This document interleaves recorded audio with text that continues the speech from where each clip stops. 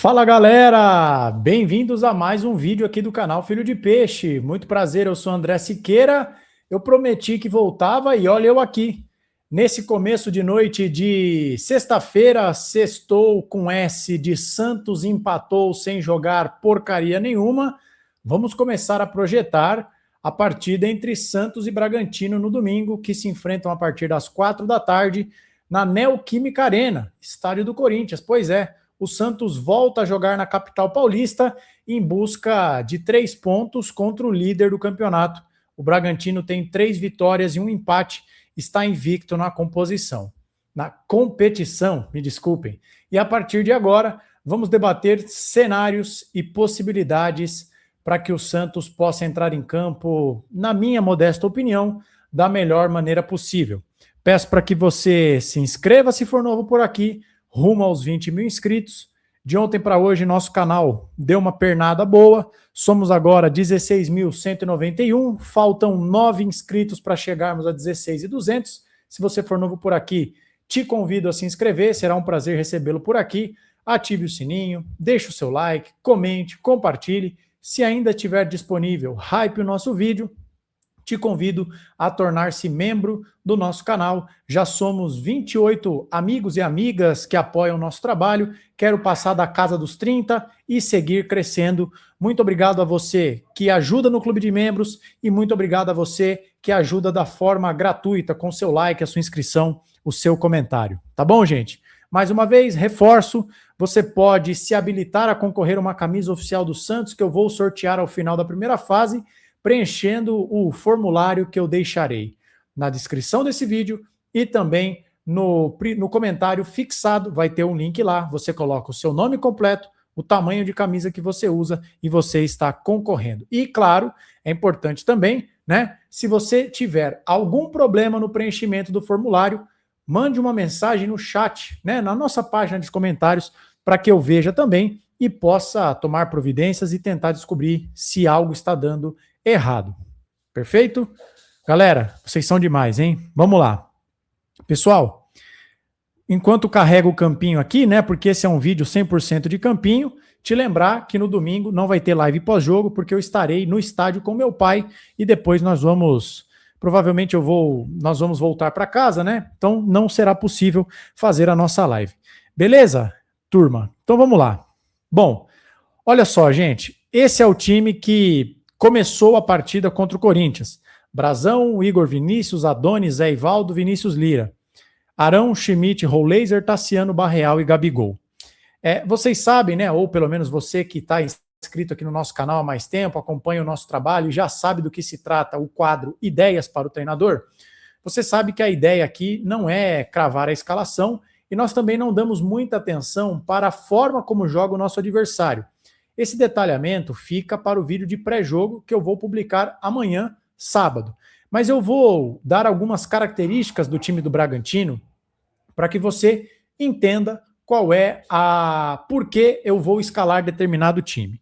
Eu vou começar aqui promovendo as escalações que eu julgo serem imprescindíveis para essa partida. Vamos comigo. Zé Ivaldo, com licença.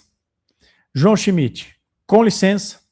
Roleiser, com licença, e acho que por hora assim está bom. Luan Pérez no lugar do nosso querido Zé Ivaldo, Gabriel Menino no lugar do nosso querido João Schmidt e o Miguelito no lugar do Roleiser. E aí nós temos aqui algumas possibilidades. Ou o Miguelito aberto pela esquerda, onde ele não joga com frequência, mas o Vojvoda tem colocado ele assim nos jogos, e aí você pode ter essa dupla de ataque de Tassiano com Gabigol, ou você pode ter o próprio Barreal na esquerda, mas eu não gosto desse cenário, e trazer o Miguel para o lado direito, onde ele joga, manter a dupla de ataque, ou ainda o Miguelito por dentro, o Barreal na direita e o Tassiano na esquerda. Aqui fica a ressalva de que o Tassiano na ponta esquerda, ainda que ele possa ajudar na recomposição, eu acho que não é muito recomendado, porque se o Santos tiver a bola, por mais esforçado que seja o Tassiano, ele não é o jogador do drible curto. Eu defendo que o Tassiano jogue o mais próximo possível da área, porque ele é o cara que tem um bom cabeceio, que sabe atacar a bola, sabe atacar o espaço, segura uma bola ou outra no pivô. Então, para mim, o Tassiano tem que ser jogador de área, mas para dentro da área nós já temos o Gabigol. Mas, a princípio, eu vou colocar o time do Santos desta forma aqui, ó. Vou colocar o time do Santos desta forma aqui, tá? Mantendo a forma como o Vojvoda utiliza o Miguelito. E por que eu faria essas mudanças? Gente, o Bragantino é um time que tem jogadores velozes pelos lados do campo. Principalmente pelo lado esquerdo do ataque deles, lado direito da defesa do Santos. Então, por que eu defendo que essas trocas sejam feitas, tá? Inclusive, eu defendo que aconteça isso aqui, que de preferência o menino jogue pelo lado direito, tá? Porque é o seguinte, nesse lado do campo aqui, vai jogar muito provavelmente um jogador chamado Henry Mosquera, colombiano, jogador de muita força física, muita velocidade, o cara é uma flecha, é um touro. E a gente sabe que o Igor Vinícius ataca bastante. Então, eu promoveria a entrada do menino, que é um volante muito mais veloz do que o João Schmidt, e o Barreal é um jogador que ajuda na recomposição e é fundamental para dar sustentação às subidas do Igor Vinícius.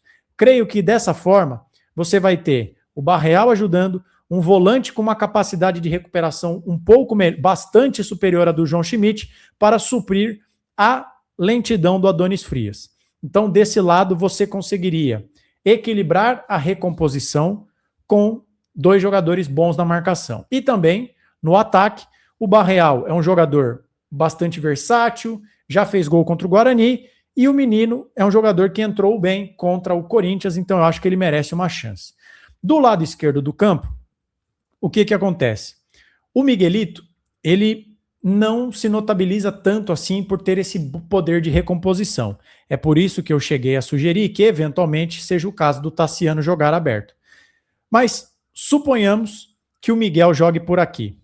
Você vai ter o Luan Pérez, que muitas das vezes já jogou, inclusive, de lateral esquerdo, que tem muito mais velocidade e pode fazer as costas do Vinícius Lira.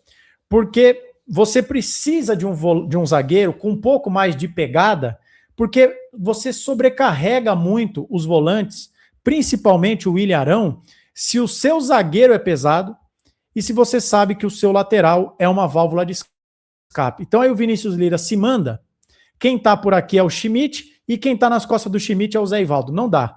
Então você coloca o William Arão aqui, você coloca o Luan Pérez, que é um jogador que tem uma capacidade de recomposição. E aí vai da decisão do Vojvoda de dizer o seguinte, quem é que vai segurar quando o Vinícius Lira passar? No momento em que o Santos precisar dessa recomposição, o Miguel faz o corredor ou você pede para o Tassiano auxiliar? Então aí você vai dizer, então eu escalaria o time desta forma, tá? Eu escalaria o time dessa forma.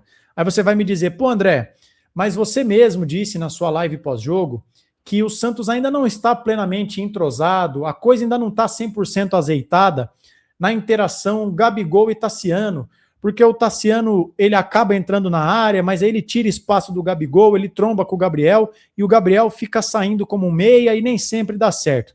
Será que a gente não pode resolver isso? Podemos. E aí eu sugeriria que nós tirássemos o Tassiano e nós fizéssemos o... tá? Deixa eu pegar aqui, só um minutinho. Aí nós temos a possibilidade de colocar o Zé Rafael. Não sei por que não está indo. Tivemos um pequeno problema com o nosso campinho. Espero que a gravação ainda esteja ok. Deu uma bugada no nosso campinho aqui, está dizendo para mim que não está respondendo, mas como eu ia dizendo, eu colocaria o Zé Rafael, porque no cenário ideal, tá, gente? Sendo muito franco com vocês, eu escalaria o Gabriel Bontempo, porque é um jogador que tem essa dinâmica que eu julgo ser importante para o setor de meio de campo. Mas o Gabriel Bontempo está voltando de lesão e fatalmente não é uma opção para começar o jogo. Então eu colocaria o Zé Rafael, que em que pese o fato de ainda não ter feito um bom jogo nesse ano de 2026, é um jogador que precisa de sequência para ver se recupera o ritmo. Então, o que eu faria neste caso? Eu tiraria o Tassiano, eu colocaria o Zé Rafael, tá? O campinho aqui segue travado, eu peço desculpas para vocês. E aí eu faria um tripé no meio de campo. O Arão centralizado, o Zé Rafael aberto pela esquerda, o Menino aberto pela direita. Aí você tem o Miguelito à frente deles, o Barreal e o Gabigol. E aí quando o Santos não tiver a bola, você pode eventualmente, inclusive, preservar o Miguelito, porque a gente sabe que o Vojvoda gosta de marcar em 4-4-2, 2 linhas de 4 e 2 jogadores mais avançados. Quem poderia fazer o lado esquerdo? O Barreal. Então você teria o Barreal, aí você tem Zé Rafael, William Arão e o Menino. Veja só, montou a linha de 4.